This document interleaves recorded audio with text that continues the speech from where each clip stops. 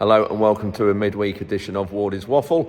I'm having to redo this intro because I did one earlier on today out in the field showing you one or two bits, but it didn't happen. It must have been on photo and not video, so when I got to edit it tonight it wasn't there. So I'm having to do this inside the workshop now. It's dark outside, it's windy and it's raining, so I'm inside just doing this. So in this week's update we're looking at the wildlife feeders and mixing some more songbird food, and a bit outside looking at how we feed the birds and the food we use. Also though, at the start I've got a clip from John Pawsey. He's an organic farmer from Suffolk.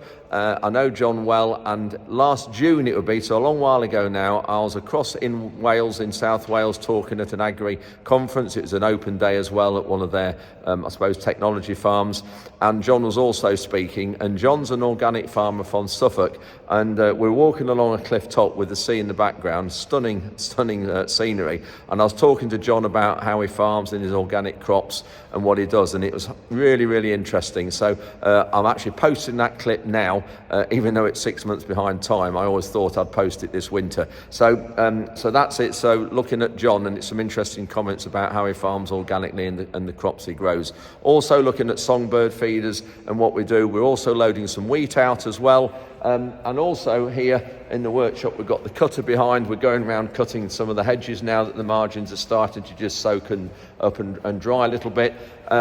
We've got the bowser here. We've got a bit of pipe work needs doing. I can't quite show you now, it's a bit dark just in here. But we've got some pipe work in here that have got some pinholes in, and so Ruben and Tom are replacing some of the pipes. It's a 3-inch pipe on the back of all this bowser in here, and this is what we use for taking liquid fertiliser around the farm when we're putting that on the crops, which it won't be long before we're doing that.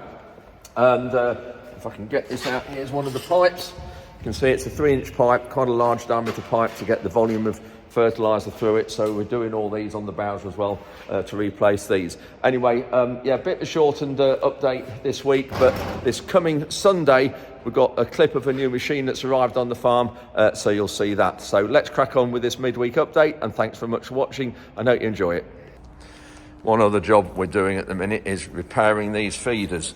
Ian's made some brackets to go on there because there's a feeder across here.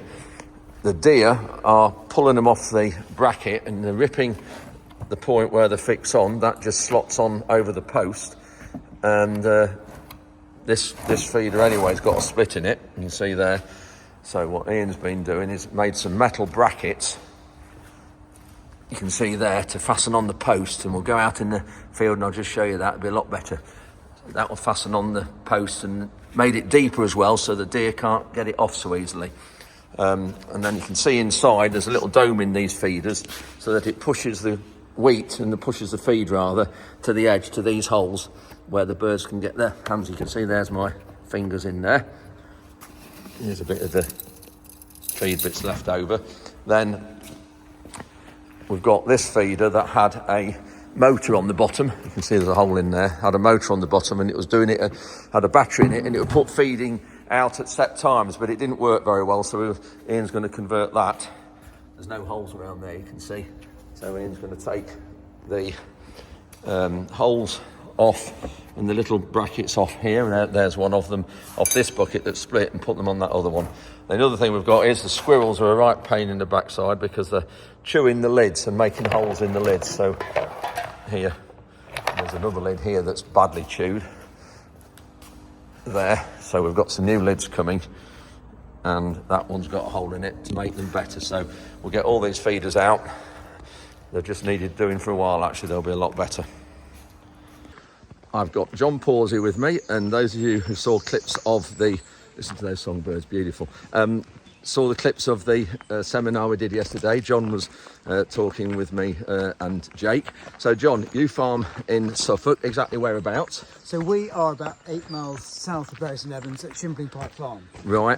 And yeah, I've been there since 1985, so quite a long time. Yeah, but you, which is brilliant, farm organically, which means you don't put on or use any chemicals or fertilisers. No, we don't. Organically, you can put on various products. I was going to ask that. What trace elements and things? You can put trace elements and things like that on. We are trying to build a system where we don't bring anything in, actually, once you sort of get off that input treadmill, it's quite, you know, you're sort of slightly worried about getting on it, get back on it again. Yeah, yeah. So we don't use anything. We try and do everything sort of through the soil, and yeah, so not to put any inputs on at all. And was that difficult? Did you do that literally right from the word go? Yes, and actually it was sort of cold turkey, which was pretty frightening, I have to say. Yeah. And there's very little advice about it at the time. This was 25 years ago. But it's a learning curve, and that's the exciting thing about doing something different, is that, you know, it makes it much more creative and actually much more challenging as a farmer, which I've really enjoyed. Yeah. And so the crops you're growing, what are they? So a big range of crops. We're growing spelt, we're growing some heritage wheat, we're growing modern wheats as well, we're growing milling oats, we're growing malting barley, we've grown chia, lentils this year, lots of different things, And your spelt, what does that go to? So that goes to make spelt flour, Yeah. and at the moment it goes to a company called Sharpen Park, and it's turned into breakfast cereals or bread. Right. And when you sell all this, is it based on normal wheat with a premium, or is it a completely different sort of pricing structure?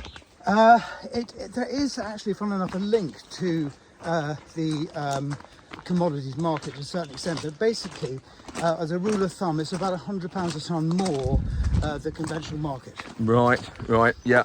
And you do a lot of weeding, but they're mechanical weeding, and some of the machines you use, I've seen what you use, quite ingenious devices. Do you have you struggled to get the right machinery in the past, or is it becoming more available? It's definitely becoming more available. I think with you know, people more interested in Let's just turn around, John. Just look at that behind us. Look there, isn't it? It is amazing. Just fantastic. Yeah. Yeah. So the machines are becoming more readily available. I think with you know, with failing chemistry in terms of herbicides, I think, you know, companies are looking at different ways of helping farmers reduce their weed burden. Yeah. And so things are becoming available. At the beginning, there was very little.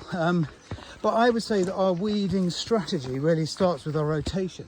So you have to have a very diverse rotation to combat the weeds. And so growing things like spelt and heritage wheat, which outcompetes weeds, is our first sort of line of attack. So there's rotation first, and then if that doesn't work, then you've got mechanical weeding. So just on about rotation, what would a typical rotation be for you be like? So we would have a 2 to 3 year fertility building lay. We've got 1,000 New Zealand Romneys which graze those lays, and then we'd go into a winter cereal, which we would get some blackgrass in. So then we switch to a spring cereal, which is usually something like malting barley, which is reasonably competitive with blackgrass. Yeah. Then we go into a wheat bean bicrop, and one of the reasons for growing wheat with the beans is because if we get chocolate spot in the beans, then we still got the wheat to harvest, but also the wheat also helps chase out weeds. And then the last crop in the rotation is spring oats, which is also, you know, competitive with weeds. So the whole thing is designed around trying to keep on top of these kind of things to stop one thing dominating. And obviously yesterday I was talking a bit about blackgrass, and I'm just wondering how you deal with that, because I would struggle without glyphosate to spray off patches. Well, do you know, I know this is going to be very difficult for you, Andy, but actually I've sort of got over blackgrass. We do have blackgrass in the rotation, but it's not dominating our crops. Yeah. And I think that's the thing. And I think that farming organically, you have to come to terms with a few weeds. You know, if you had said to John Paulsey 25 years ago that the blackgrass question, I would say, and I wouldn't be allowed to use any herbicide, I would say, look, it's impossible, you can't do it. Yeah. But after 25 years, we do have weeds on the farm, but as I say, nothing is stopping us from farming. We're still going to have a profitable business, but we just accept a few weeds. Yeah, no, that's brilliant. And what's your view on robotics and automation in the job? Are you using, and obviously you're using GPS, and we'll just turn around and get that beautiful scenery behind you. Yeah, so all the puffing, you know, we're from the flatlands of the east, and we're walking up bloody hills. We are. So yeah, that's why we're panting. So yeah, what about automation things? You've got a GPS. You have to use GPS because inter-row hoeing and things like that. Yeah. I think in the future, I think automation is going to be really important. Yeah. I think robotics is going to be important as well. And I think, you know, within, I'm going to say 5 to 10 years, I think the landscape is going to completely change. And I think it's an incredibly exciting time to be involved in farming. And so, Andrew, I think, with your odd bit of blackgrass, sort of staring at you from some of your fields, I think you're going to be sending a robot out there to deal with it, or just spot spraying with a drone or something. But I think it's very exciting times. And we've just been yesterday at the Regen, talking at the Regen Open Day seminar. Lastly, before we go, your thoughts on Regen and food. And I think we have to produce. We still have to carry on maximising food production, but we have to maximise environmental and wildlife protection. Yeah, I think the great thing about Regen is that there's this argument that is it balance or integration? And balance is wildlife's over here, food production's here. But I think Regen sort of merges the two things, which I think is a much better thing for nature.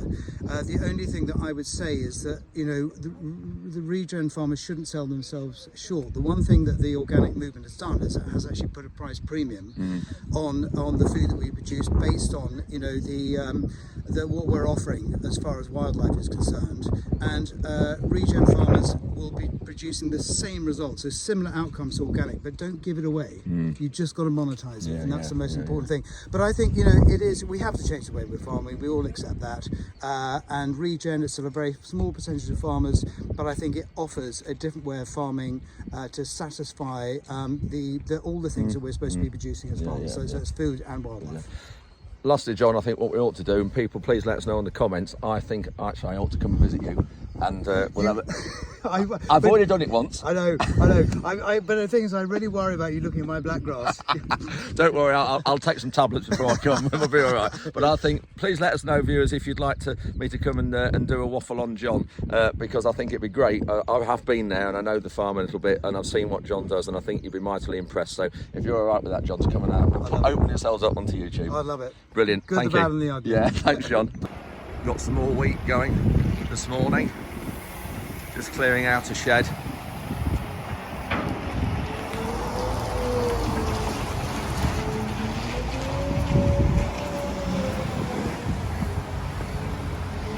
Nana's looking for mice in the corner. We've had one or two in here, but we're all right at the minute.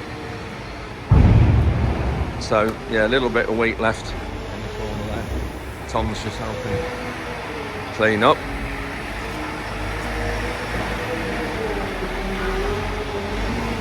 This was sold October 2022, and unbelievable the difference, £270 a tonne this is going out at, when the market price at the moment is about 170, so a big difference.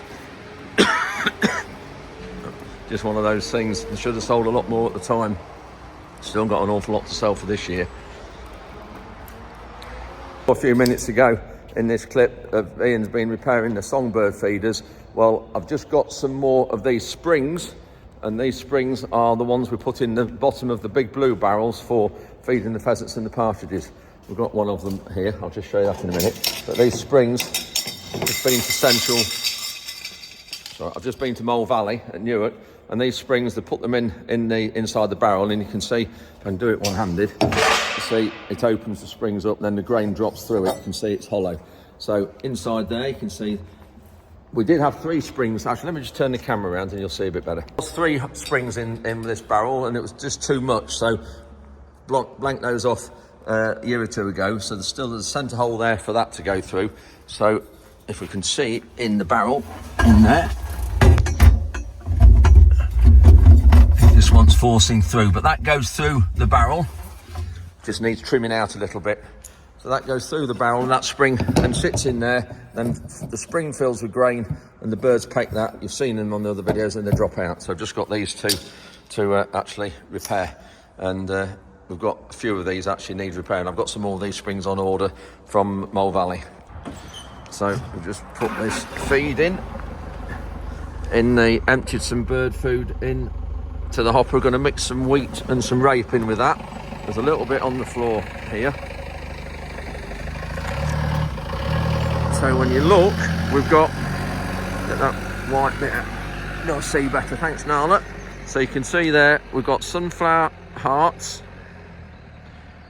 So we've got sunflower hearts, sunflower seeds. There's some white millet, red millet. I think there's some linseed in there as well. Then we mix wheat and rape with it, and mix it, feed it to the birds, and there's enough seed here, it's all properly measured out to provide enough for the birds for Nala, thank you, come on, for the coats and feathers at the times of the year when they need it. So Tom and Ruben are just going to weigh it and then split it out because there's too much in there. There's half a ton of that in there. So the mix we have is 250 kilograms of that special bird food mix. We then put 600 kilograms of wheat and then 150 kilograms of oilseed rape to make a ton, to make 1,000 kilograms. And then that's all fed through the hoppers and throw it out in various places for the songbirds. So this is one of the feeders that Ian has repaired. You can see the bracket there on the top. I'm just stood this way around for the wind because the wind's behind me. I've got the microphone. Trying to lift that off one-handed. The feeder is nearly empty. You can see there, it just slots on there, and that extra wide bracket that Ian's made on the top there just holds it a bit firmer. But it's the deer that we've got around here that keep knocking this off. But you can just see the feed in there coming out now, but it does need filling up, this one. So that's it for another midweek Wardy's Waffle. Bit of a shorter version there, but just to see what's going on the farm at the minute. We're gearing up for doing some drilling hopefully next week on the lighter land after the sugar beet were lifted just before Christmas. This lighter soil is just starting to dry up now, so it'd be great to get some more wheat in the ground. It's winter wheat we're going to be drilling, not spring crops at the minute. We're still okay to drill some winter wheat, so hopefully early part of next we'll get that next week we'll get that in. Anyway, thanks very much for watching, and we'll see you on Sunday with a bit of a look into a new machine that's arrived on the farm. Thanks very much for watching, and we'll see you at the weekend.